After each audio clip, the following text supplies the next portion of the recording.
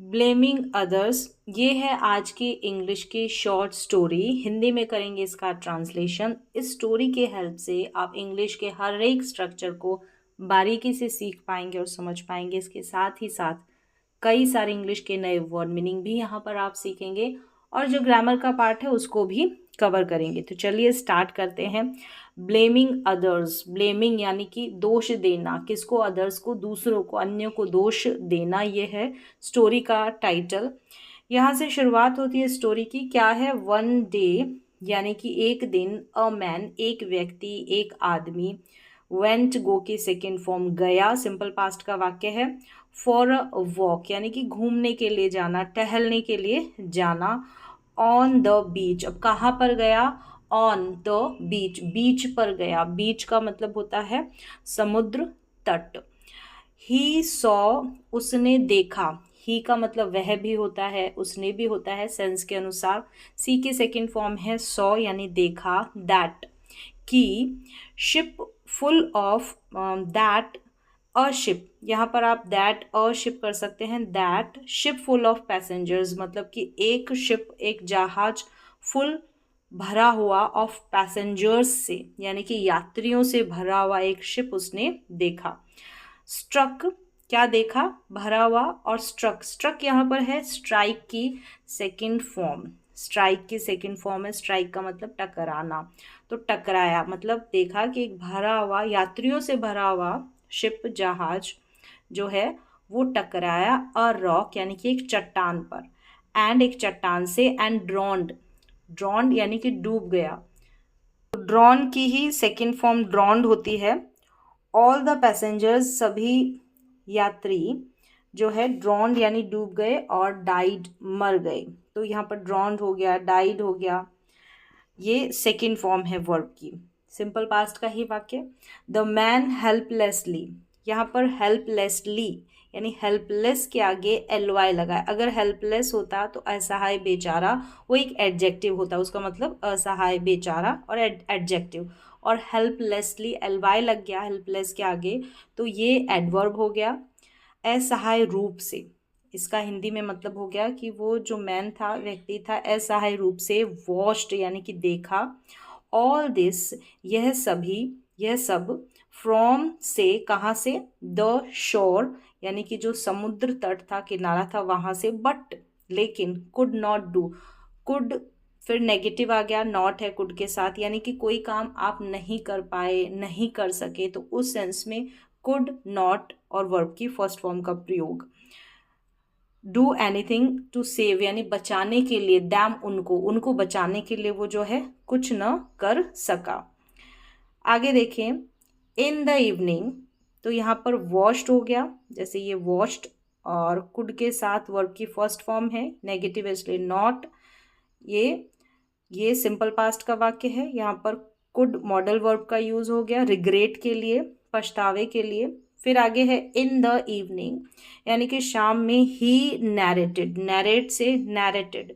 Narrate का मतलब होता है, जैसे टेल होता है बताना, सेम वही है कि वर्णन करना, कोई स्टोरी, कहानी आदि हम सुनाते हैं, बताते हैं, विवरण देते हैं, तो वहाँ पर यूज़ करते हैं नैरेट करना। तो नैरेटेड, सुनाई। The sad event, the sad यानी कि बुरा, ये जो दुखद इवेंट, घटना, ऑफ द शिप्स ड्रॉनिंग यानी कि डूबते हुए शिप की ये जो घटना है, ड्रॉनिंग यानी डूबते हुए जहाज की।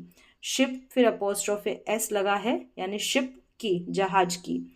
तो यहाँ पर ये जो शिप है एज ए नाउन यूज हुआ है। फिर नाउन के बाद में इस तरीके से वर्ब में आईएनजी लग जाता है तो वो प्रेजेंट पार्टिसिपल होता है। डूबते हुए, करते हुए, नाचते हुए, गाते हुए, इस तरीके से सेंस आता है, वो वर्ब में आईएनजी लगा हुआ प्रेजेंट पार्टिसिपल होता है। टू हिज फ्रेंड्स, जो उसके दोस्त थे उनको ये जो बुरी घटना थी, ये दुखद घटना थी, ये उसने डूबते हुए जहाज की सुनाई। एवरी वन फेल्ट यानी कि सभी कोई, फेल्ट के बाद में है सभी, फील की सेकेंड फॉर्म है यहाँ पर। और सैड यानी दुख होता है तो दुखी हुए, तो कुछ लगना, महसूस होना, तो फील वर्ब के साथ एडजेक्टिव का प्रयोग। तो सभी क्या हुए? दुखी हुए। फॉर द डेड पीपल यानी मरे हुए लोगों के लिए। किस लिए? रीजन के सेंस में फॉर का यूज हुआ है, के लिए रीजन के सेंस में। और द डेड पीपल, पीपल कैसे थे, मरे हुए। तो यहाँ पर भी ये पास्ट पार्टिसिपल है एडजेक्टिव के रूप में, एडजेक्टिव वर्ब की थर्ड फॉर्म के रूप में इस तरीके से पास्ट पार्टिसिपल में नजर आते हैं। वन मैन, एक व्यक्ति, सेड कहा, से की सेकेंड फॉर्म, गॉड यानी कि भगवान ने, डिड डू की सेकेंड फॉर्म है, सेकेंड फॉर्म मतलब सिंपल पास्ट का ये सेंटेंस, किया, डू का मतलब करना, डिड मतलब किया, एन आर्टिकल है, अनजस्ट, अनजस्ट जो है यहाँ पर विशेषण है, मतलब कि एडजेक्टिव है।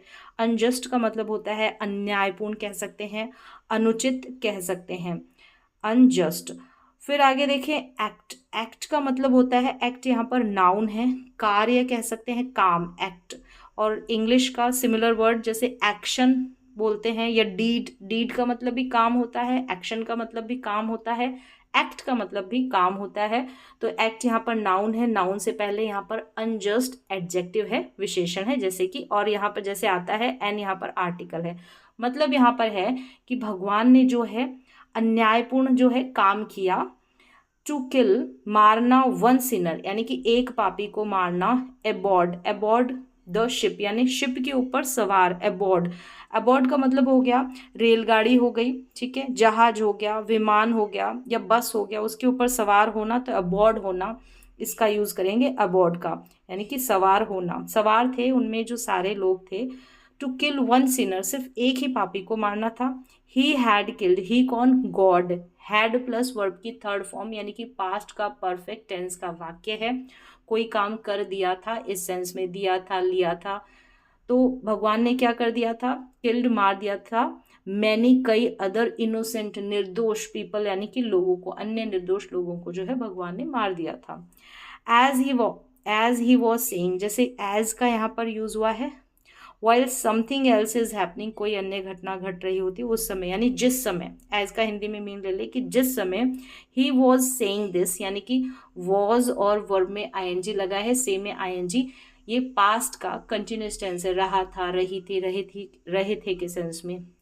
जिस समय वह, दिस यानी यह बता रहा था, कह रहा था, ही फेल्ट अ, यहाँ पर एस नहीं आएगा, he felt a pinch on his feet यानी कि उसे महसूस होता है, महसूस हुआ, ठीक है, फेल्ट वर्ब की सेकेंड फॉर्म है, फेल्ट में एस नहीं लगेगा, मिसप्रिंट है, FELT ही आएगा। तो ही फेल्ट, उसे महसूस हुआ, अ पिंच, एक चुभन, एक चुभन, चुटकी की यानी उंगली से जो चुभन देते हैं वो, a pinch on his feet यानी उसके कहाँ पर, फीट पर, पाँव पर उसे एक चुभन सी महसूस हुई। ही लुक्ड डाउन, अब लुक से सेकेंड फॉर्म है, लुक्ड सिंपल पास्ट का वाक्य, यानी कि जो उसकी नज़र है, निगाह नीचे गई, एंड सॉ, सी की सेकेंड फॉर्म, देखा, अ रेड, एक लाल, एंड बाइटिंग, बिट की ये आईएनजी फॉर्म है, बिट, बाइट, बिटन, इस तरीके से तीनों फॉर्म होती है, काटना, बिट, बाइट का मतलब काटना और सेकेंड फॉर्म बिट होती है, तो biting, and biting his toe, काटते हुए। तो यहाँ पर देखेंगे जैसे ये वर्ब आ गई सौ के बाद में अ रेड एंड, ठीक है, एक नाउन आ गया आर्टिकल के बाद में। फिर यहाँ पर ये जो बाइटिंग है यानी कि काटते हुए उस हिज टो को मतलब पाँव की जो उंगलियां होती है उनको टो कहेंगे, और बाइटिंग काटते हुए। तो ये जो बाइटिंग है आईएनजी रूप में, ये भी प्रेजेंट पार्टिसिपल है। यहाँ पर सौ के साथ जैसे हियर वर्ब के साथ भी आ जाएगी तो वो भी प्रेजेंट पार्टिसिपल होगा। फिर आगे देखें, मैनी अदर रेड एंड्स, कई अन्य लाल चींटियां, वर अराउंड, वॉज वर का यूज करते हैं जब हमको कोई एक्शन नहीं बताना होता पास्ट के वाक्य में, यानी था, थे, थी के सेंस में ही हिंदी में मीन निकलेगा, कोई एक्शन परफॉर्म नहीं हो रहा था। तो अराउंड यानी चारों ओर कई जो है लाल चींटियां थी, बहुत सारी चींटियां थी, इसलिए वर्ग का यूज हुआ है। सिंगुलर अगर सब्जेक्ट होता तो वॉज का यूज होता, इसके बाद में कोई एक्शन परफॉर्म नहीं होगा, कोई कहीं पर था ऐसा बताने के लिए भी सिंपल पास्ट में वॉज वर्ग का यूज किया जाता है। इन एंगर, गुस्से में, he started, start plus verb में आईएनजी, ये एक स्ट्रक्चर है, ठीक है। जेरंड आता है, स्टैंपिंग, ये आईएनजी रूप में, स्टैंप में आईएनजी लगा है तो ये जेरंड है। ही कोई भी कुछ काम करने लगा, इस सेंस में। जैसे उसने, वो क्या करने लगा, स्टैम्प का मतलब होता है पैर पटकना, तो वो पैर पटकने लगा, इस तरीके से लगा, लगी, लगे के सेंस में हिंदी में इसका अनुवाद होगा, ट्रांसलेशन होगा। तो ये स्ट्रक्चर, इसकी भी आप प्रैक्टिस कर सकते हैं। कोई किसी काम को करने लगा, जैसे मैं पढ़ने लगा, मैं नाचने लगा, इस तरीके से। ही स्टार्टेड स्टैम्पिंग, वो पैर पटकने लगा, हिज फीट, ठीक है, उसके पाँव को पटकने लगा। एंड क्रश्ड, कुचलना, मैनी, क्रश्ड यानी कुचल दी, सेकेंड फॉर्म है, क्रश का मतलब कुचलना, और क्रश्ड कुचल दी। मैनी रेड एंड्स यानी कई लाल चींटियां उसने कुचल दी। पैर पटकाना, उस तरीके से पैर पटकने लगा, तब काफी सारी चींटियां उसने कुचल दी। सडनली, अचानक से, गॉड अपीयर्ड, अपीयर की सेकेंड फॉर्म है अपीयर्ड, दिखाई देना, प्रकट होना, तो प्रकट हुए कौन, भगवान। एंड सेड, और कहा, बोला, क्या बोला, लुक, लुक यानी कि देखो, how you are killing, are और वर्ब में आईएनजी, प्रेजेंट कंटिन्यूअस टेंस की। अब इन्वर्टेड कॉमा में है, जिस समय जो बात कही गई उसी टेंस में इन्वर्टेड कॉमा के अंदर सेंटेंस बनेगा।